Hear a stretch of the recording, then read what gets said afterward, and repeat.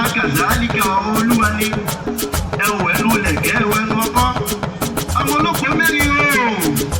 ọmọ wẹ́wẹ́ wọn ni mò ń kí ìdílé ìyá ṣèbí tọ́ba ní ìdílé bàbá tọ́ba ní ẹ̀gbẹ́ ìyá ọba ní báàmí àgbà oníṣọ̀lá gẹ́gẹ́ ọba tí fọwọ́ ẹgbẹ́ ìránṣẹ́ ọba tó jọba lọ sẹ́ríkì mùsùlùmí sẹ́ríkì ní ìlòrí kì í dá kó wá ìbílẹ̀ iná kan ló mú dání ni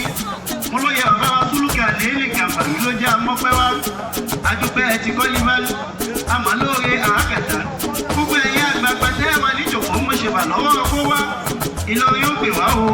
Ìlọrin kìí álímì mo ní álímì náà ń kí bàbá tó bí wa lọ́mọ wọn álímù là álímì fìlà álàmì Ìlọrin ọmọ akéwúgbẹ́wú Ìlọrin ọmọ aṣàdúrà kọ́rẹ́ Ìlọrin ọmọ wéwẹ́nu Alukurani lọ́pá àtìlẹ́wà sóhun ló di ìmánì tóun ti Àmínà fún wa nílùú Ìlọrin.